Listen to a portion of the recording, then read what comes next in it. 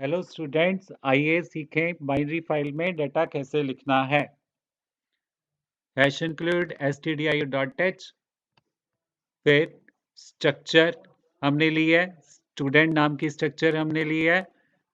Student structure में roll number, name, marks, 3 structure data member लिए हुए हैं हमने, और कर्ली ब्रैकेट के साथ फिर हमने स्ट्रक्चर को एंड किया और st स्ट्रक्चर वेरिएबल लिया।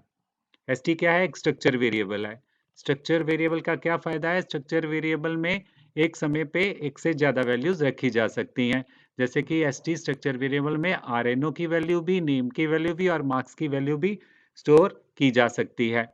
और स्ट्रक्चर वेरिएबल में जो भी डाटा आएगा उसको हम फाइल में परमानेंटली स्टोर करके रखना चाहते हैं बाइनरी फाइल में। तो कैसे करेंगे? फाइल ओपन करनी पड़ेगी हमें। तो फाइल कैसे लेनी है? वॉइड मेन हमने लिया और फाइल कीवर्ड से हमने फाइल पॉइंटर वेरिएबल लिया, क्योंकि हमने स्ट्रक्चर वेरिएबल के डाटा को फाइल में लिखना है जाके, तो फाइल का वेरिएबल लेना पड़ेगा और फाइल का वेरिएबल हमने फाइल कीवर्ड से लेना है। f एक फाइल पॉइंटर वेरिएबल है, तो हमने fopen कमांड के साथ pupil.dat नाम की फाइल ओपन की है। fopen कमांड क्या करेगी? pupil.dat नाम की फाइल को मेमोरी में ओपन करके f वेरिएबल में रखेगी। और हमने यहाँ पे स्ट्रक्चर को मेन से पहले लिया हुआ है, तो ये हमारी स्ट्रक्चर ग्लोबल स्ट्रक्चर भी कहलाती है, ग्लोबल वेरिएबल। st जो है वो स्ट्रक्चर का ग्लोबल वेरिएबल है।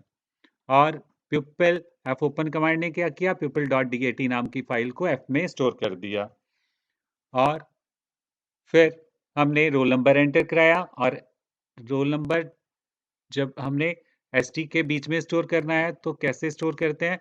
स्ट्रक्चर वेरिएबल डॉट डाल के फिर जो डाटा हमने रखना है रोल नंबर rno। इसी तरह से हम नेम को स्टोर कर रहे हैं स्ट्रक्चर के बीच में st.name, और फिर हम मार्क्स को स्टोर कर रहे हैं st.marks के साथ। तो 3 वैल्यूज हम एंटर करा चुके हैं स्ट्रक्चर वेरिएबल st में। तो st वेरिएबल में 3 वैल्यू आ गई हैं और अब इन st की 3 वैल्यू को हमने फाइल में लिखना है, तो fwrite कमांड के साथ लिखेंगे। तो fwrite कमांड कैसे लिखते हैं? Round bracket ampersand structure variable comma size of round bracket st mean structure variable comma 1 लिखना है हमेशा, कॉमा फिर फाइल का वेरिएबल, जिस वेरिएबल में हमने जिस फाइल में हमने डाटा लिखना है, f फाइल पॉइंटर वेरिएबल है, और गोल ब्रैकेट सेमीकोलन। इससे fwrite कमांड क्या करेगी?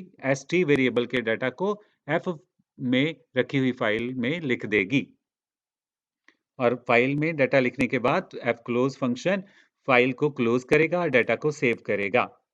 तो ये हमने सीखा कि फाइल में डाटा कैसे रखना है, बाइनरी फाइल में डाटा कैसे स्टोर होना है। तो इस तरीके से स्ट्रक्चर का डाटा बाइनरी फाइल में लिखा जाता है।